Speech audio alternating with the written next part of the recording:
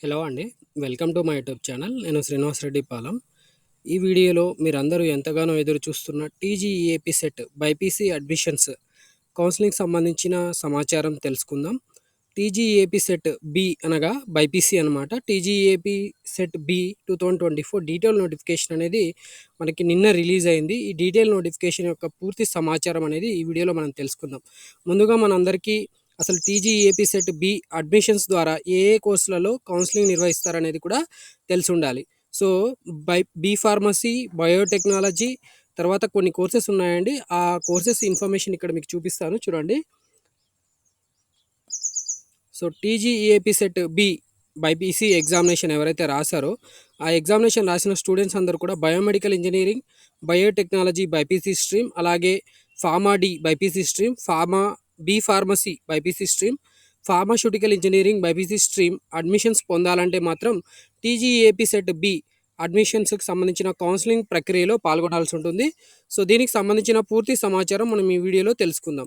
So, detail notification అనేది link అనేది ఇక్కడ ఇవ్వడం జరిగింది. లింక్ని మనం క్లిక్ చేయడం జరిగింది. లింక్ క్లిక్ చేయగానే ఇన్ఫర్మేషన్ అనేది ఇలా ఓపెన్ అవుతుంది. సో, మనం ఆల్రెడీ చెప్పుకున్నాం టీజీఏపీ సెట్ బి అనేది బైపీసీ స్టూడెంట్స్ ఎవరైతే ఉంటారో, బైపీసీ స్ట్రీమ్ సంబంధించిన స్టూడెంట్స్ ఎవరైతే ఉంటారో వాళ్ళందరూ కూడా B pharmacy, pharm D, pharmaceutical engineering అలాగే బయోటెక్నాలజీ కోర్సెస్లో అడ్మిషన్ పొందాలంటే మాత్రం ఈ కౌన్సిలింగ్ ప్రక్రియలో పాల్గొనాల్సి ఉంటుంది. సో, ఈ కౌన్సిలింగ్ సంబంధించిన పూర్తి సమాచారం అనేది ఇక్కడ ఇవ్వడం జరిగింది. ఫస్ట్ ఫేజ్ కౌన్సిలింగ్ సంబంధించిన కౌన్సిలింగ్ ప్రక్రియ మనకి 19 నుంచి 22 ఈ 19 నుంచి 22 తారీఖు లోపు మనము రిజిస్ట్రేషన్ చేసుకోవాల్సి ఉంటుంది.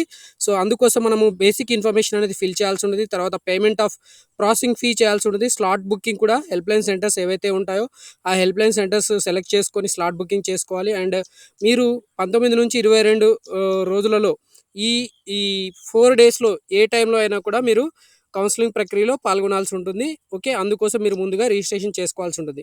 సో, ఇలా రిజిస్ట్రేషన్ చేసుకున్న స్టూడెంట్స్ ఎవరైతే ఉంటారో 19 నుంచి 22 రిజిస్ట్రేషన్ చేసుకున్న స్టూడెంట్స్ మనకి 21 నుంచి 23 వరకు కూడా సర్టిఫికేట్ వెరిఫికేషన్ అనేది కండక్ట్ చేస్తారు. మరి 21 నుంచి 23 సర్టిఫికేట్ వెరిఫికేషన్ ఎవరికి కండక్ట్ చేస్తారు?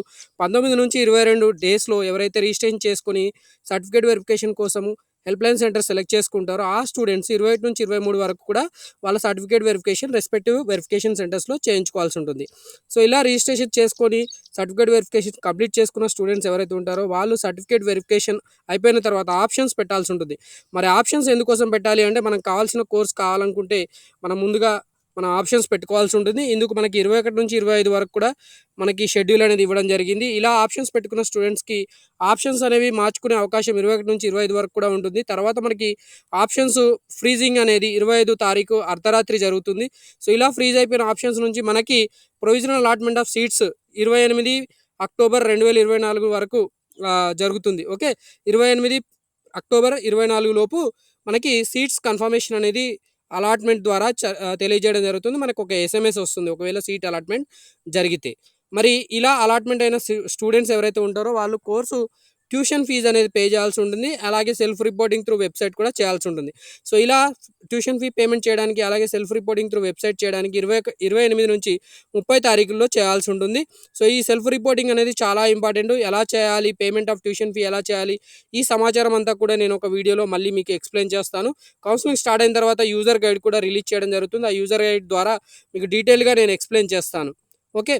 మరి ఫస్ట్ ఫేజ్ కౌన్సిలింగ్‌లో ఎవరికైతే సీట్ రాదో అలాంటి స్టూడెంట్స్ ఫైనల్ ఫేజ్ కౌన్సిలింగ్‌లో పార్టిసిపేట్ చేయొచ్చు. ఫస్ట్ ఫేజ్‌లో కోరుకున్న సీట్ రాని స్టూడెంట్స్ కూడా ఫైనల్ ఫేజ్ కౌన్సిలింగ్‌లో పార్టిసిపేట్ చేయడానికి అవకాశం ఉంటుంది.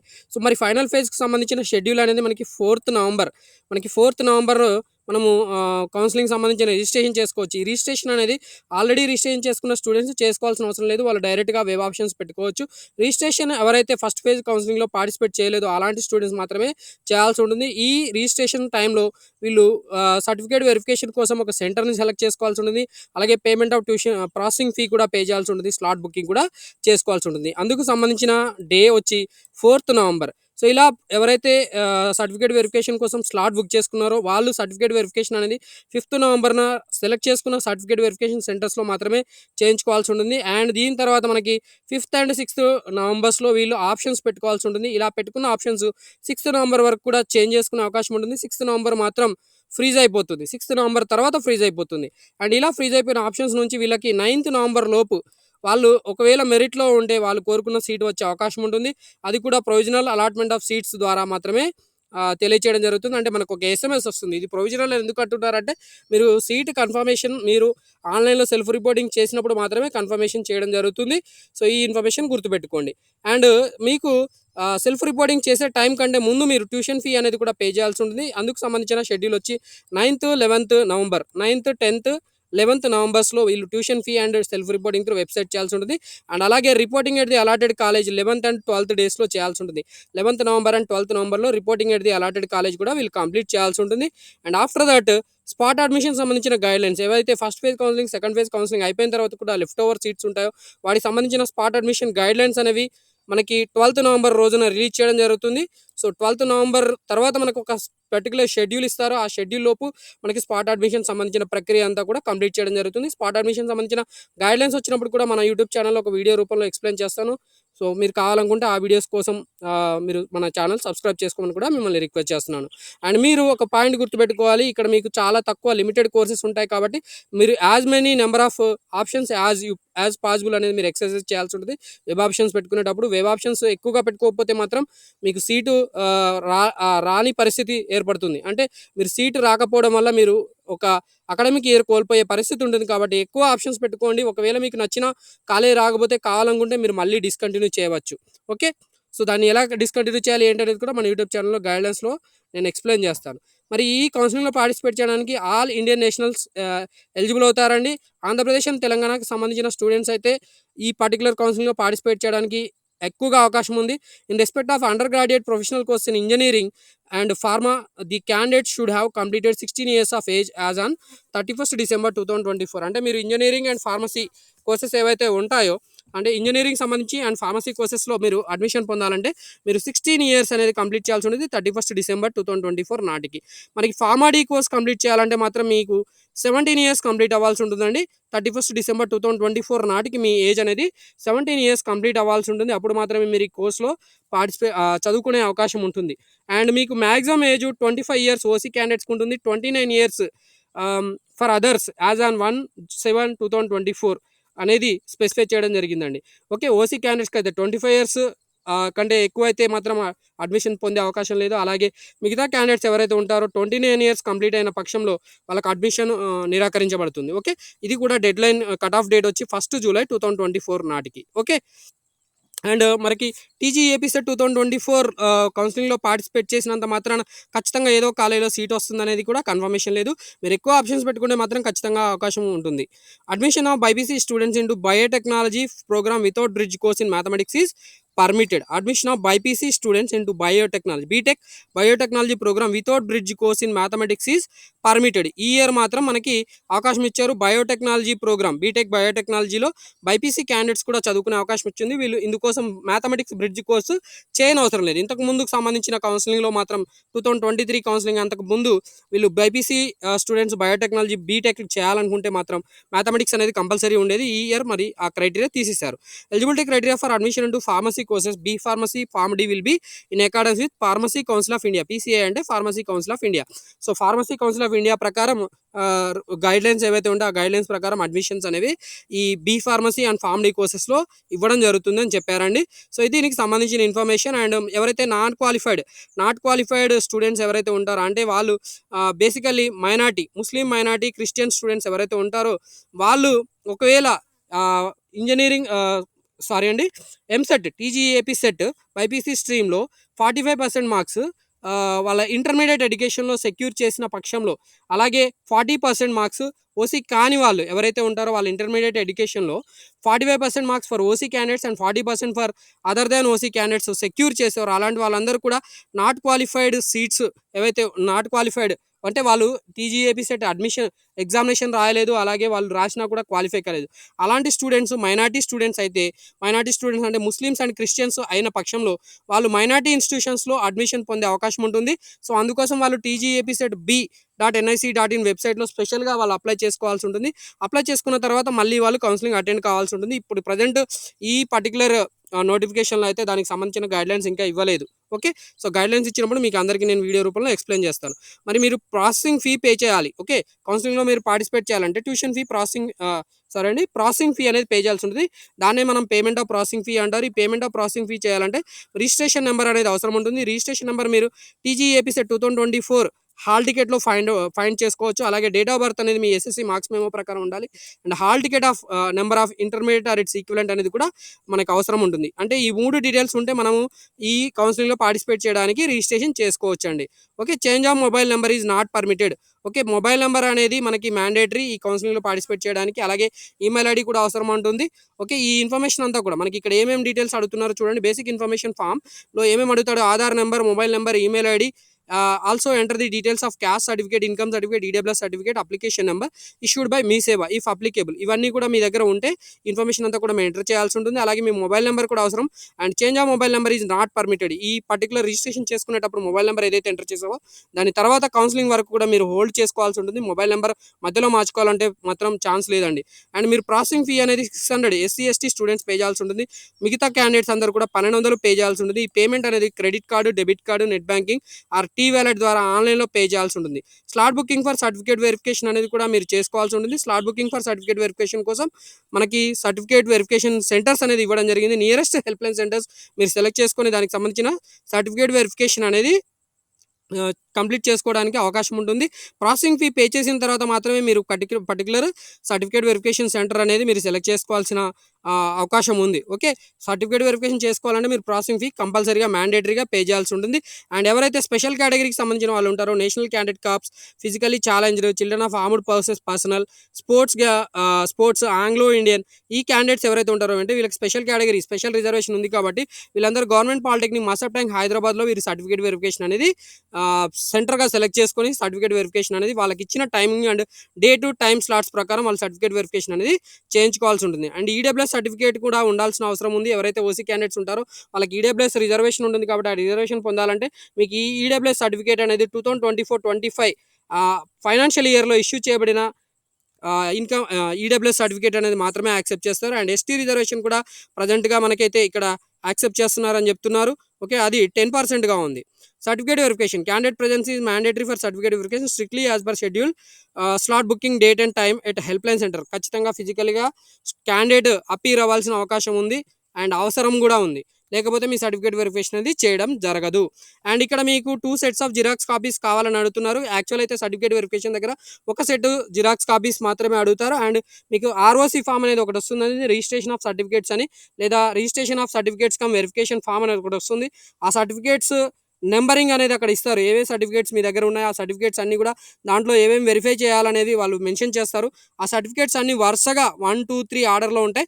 ఆ ఆర్డర్‌లో ఉన్నట్టు మీరు అరేంజ్ చేసుకుంటే బాగుంటుంది. ఇక్కడ ఇచ్చిన ఆర్డర్ ఫాలో అవుతే కొన్నిసార్లు ఇబ్బంది ఎదురవుతుంది. బట్ స్టిల్ మీరు ఈ ఆర్డర్‌లో పెట్టుకొని పిన్ చేయకుండా వెళ్తే కూడా మీకు సర్టిఫికేట్ వెరిఫికేషన్ అనేది ఈజీగా అయిపోతుంది. మరి సర్టిఫికేట్ వెరిఫికేషన్ కోసం TGAP CET 2024 rank card, TGAP CET 2024 hall ticket, Aadhaar card, SSC memo కావాల్సి ఉంటుంది. Intermediate equivalent memo cum pass certificate, 6th to intermediate equivalent study certificate. కొన్నిసార్లు ఇక్కడ స్టడీ సర్టిఫికేట్ బదులు మీ దగ్గర బోనఫైడ్ సర్టిఫికేట్స్ ఉంటాయి. వాటిని కూడా యాక్సెప్ట్ చేస్తారు. అండ్ ట్రాన్స్ఫర్ సర్టిఫికేట్ టీసీ అనేది కూడా అవసరం ఉంటుందండి. ఇన్కమ్ సర్టిఫికేట్ అనేది మాత్రం 1 జనవరి 2024 తర్వాత ఇష్యూ చేయబడిన ఇన్కమ్ సర్టిఫికేట్ యాక్సెప్ట్ చేస్తారు. కొన్ని హెల్ప్‌లైన్ సెంటర్స్‌లో మాత్రం మీకు సర్టిఫికేట్ వెరిఫికేషన్ జరిగే నాటికి కూడా ఉన్న వ్యాలిడ్ ఇన్కమ్ సర్టిఫికేట్ అనేది యాక్సెప్ట్ చేస్తారు. అంటే ఇక్కడ సర్టిఫికేట్ వెరిఫికేషన్ సపోజ్ మీకు 21st రోజు ఉందనుకోండి. 21 అక్టోబర్ 2024 తర్వాత అంటే 25, 26, 27 ఈ డేస్ వరకు ఇన్కమ్ సర్టిఫికేట్ వ్యాలిడ్ ఉంటే దాన్ని కూడా యాక్సెప్ట్ చేస్తారు. బట్ మీ దగ్గర 2024 ఇన్కమ్ సర్టిఫికేట్ ఉంటే వెరీ వెల్ బాగుంటుందండి.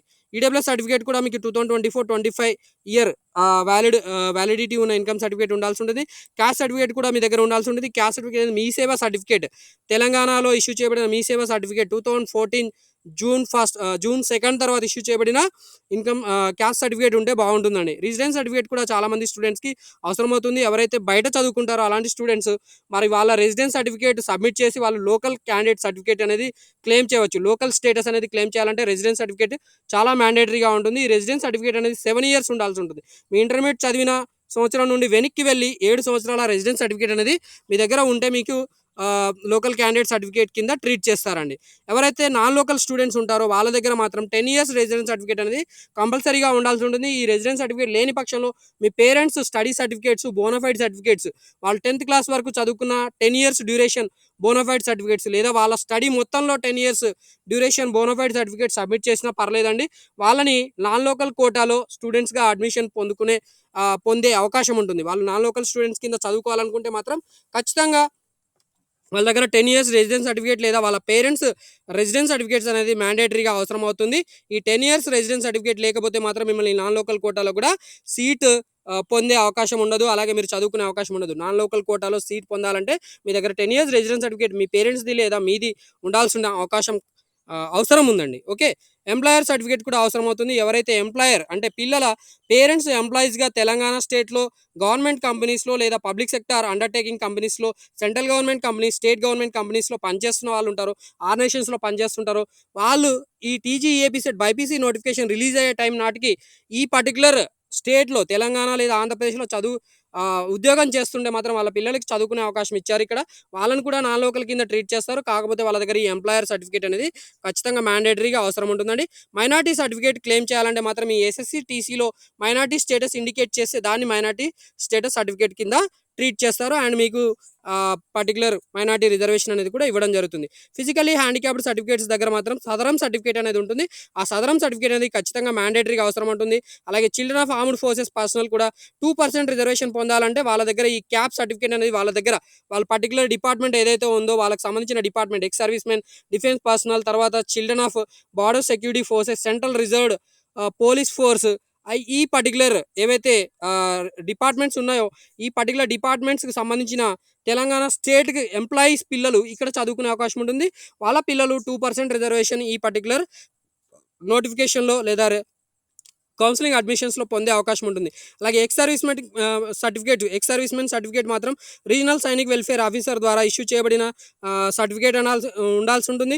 And serving defence personnel including CRPF, BSF personal should submit A children of armed forces personnel certificate issued by unit commanding officer. వాళ్ళ unit commanding officer ద్వారా issue చేయబడిన ఈ particular certificate అనేది, cap certificate అనేది submit చేసి వాళ్ళ పిల్లలకి 2% reservation పొందే అవకాశం ఇచ్చారు. ఎవరైనా రిటైర్డ్ సిఆర్పిఎఫ్, బిఎస్ఎఫ్ పర్సనల్ ఉంటారో వాళ్ళు రెస్పెక్టివ్ కంపిటెంట్ అథారిటీస్ ద్వారా అపెండిక్స్ ఏ ఏదైతే ఉందో అపెండిక్స్ ఏ ప్రకారంలో ఉన్న ఫార్మాట్లో వాళ్ళ permanent address, home town declared by them while joining the service అనేది ఏదైతే ఉంటుందో వాళ్ళ సర్వీస్ రిజిస్టర్లో మెన్షన్ చేయబడి ఉంటుంది. కాబట్టి దాని ప్రకారం దాన్ని సబ్మిట్ చేసి వాళ్ళ పిల్లలకి ఎవరైతే సిఆర్పిఎఫ్, బిఎస్ఎఫ్ పర్సనల్ ఉంటారో వాళ్ళు కూడా వాళ్ళ పిల్లలకి 2% రిజర్వేషన్ పొందే అవకాశం ఉంటుంది.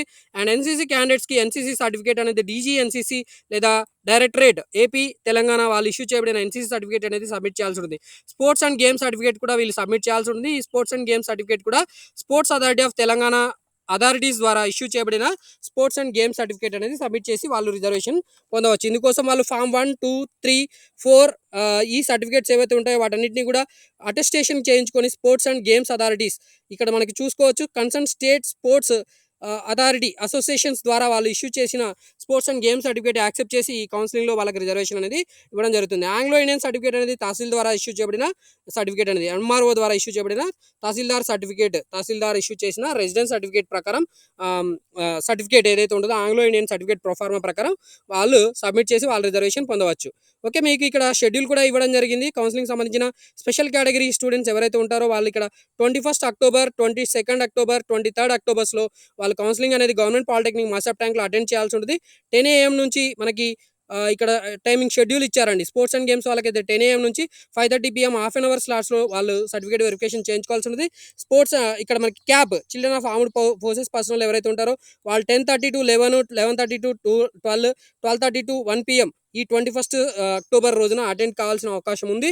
అండ్ ఎన్సీసీకి సంబంధించిన స్టూడెంట్స్కి అయితే 10 AM నుంచి 5:30 PM వరకు కూడా ఇక్కడ మనకి గవర్నమెంట్ పాలిటెక్నిక్ మాస్టర్ ట్యాంక్లో సర్టిఫికేట్ వెరిఫికేషన్ చేయించుకోవాల్సి ఉంది. వీళ్ళు వేరే సర్టిఫికేట్ వెరిఫికేషన్ సెంటర్స్ ఏవైతే ఉంటాయో అక్కడికి వెళ్ళి సర్టిఫికేట్ వెరిఫికేషన్ చేయించుకున్న తర్వాత కూడా ఇక్కడికి వెళ్ళి మళ్ళీ ఇక్కడ సర్టిఫికేట్ సబ్మిట్ చేసిన తర్వాత మాత్రమే వాళ్ళకి ఈ పర్టికులర్ రిజర్వేషన్ అనేది పొందే అవకాశం ఉంటుంది. అండ్ ఇంకొక పాయింట్ కూడా గుర్తుపెట్టుకోండి, ఈ స్పెషల్ కేటగిరీ క్యాండిడేట్స్ ఎవరైతే ఉంటారో వాళ్ళు ఫస్ట్ ఫేజ్ కౌన్సిలింగ్లో పార్టిసిపేట్ చేసిన పక్షంలో మాత్రమే వాళ్ళకి ఆ సర్టిఫికేట్ వ్యాలిడ్గా ఉంటుంది.